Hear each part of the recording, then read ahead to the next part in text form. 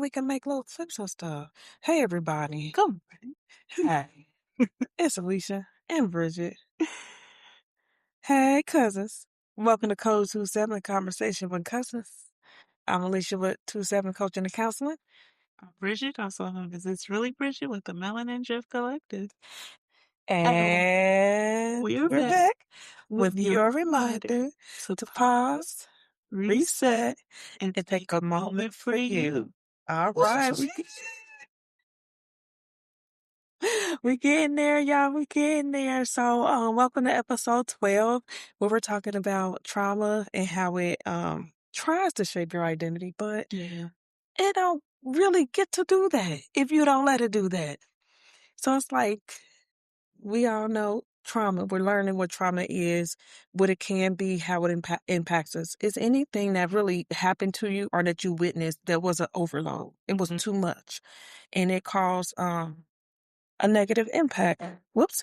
Like body response, mental response. You all heard post-traumatic stress.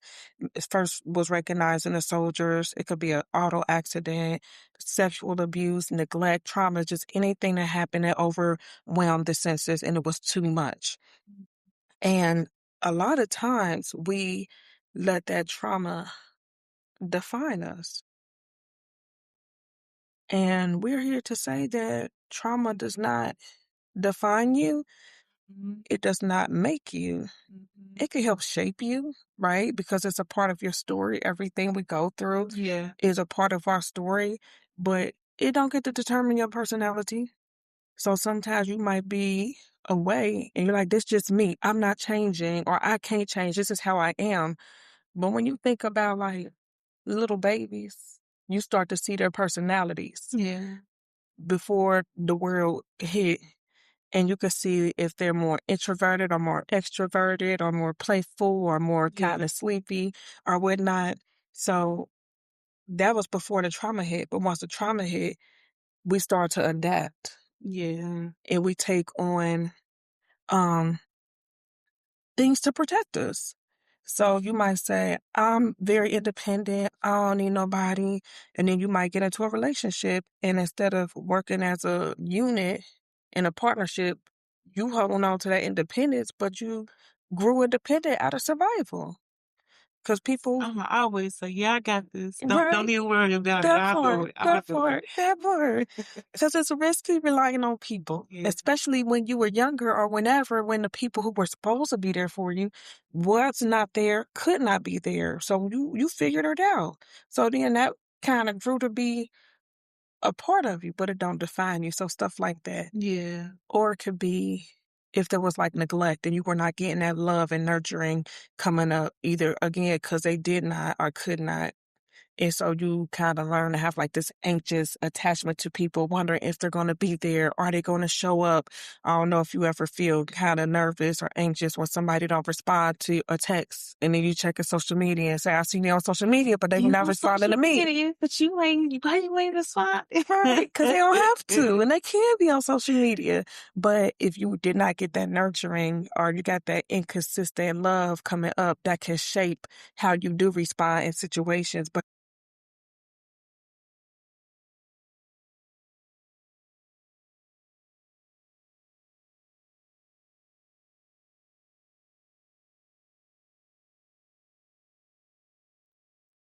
it served a purpose.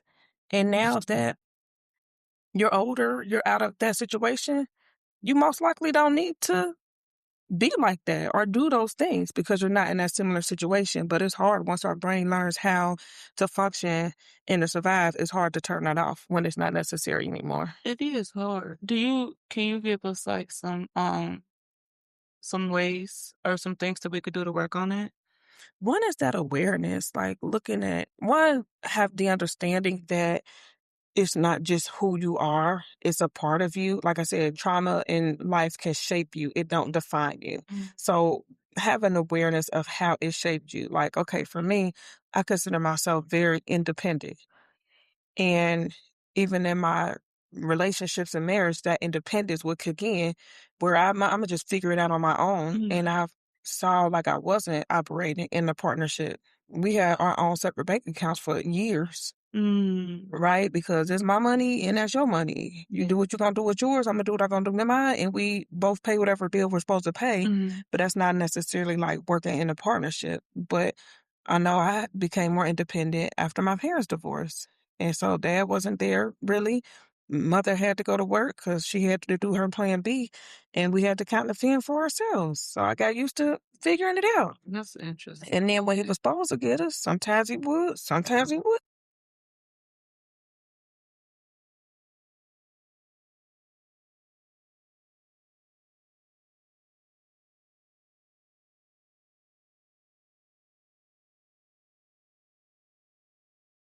But now, at 43, do I need to be like that? No. And and so yeah, like coming back to the middle, it's about that balance as well. I'm not about to become super dependent on anybody, but I don't have to be super independent as well. And when I went through cancer, that was a wake up call. Like, no, you do need people. You gonna get through cancer by yourself. Like that don't even make sense to try. So that's when I learned to scale down on that independence some. And then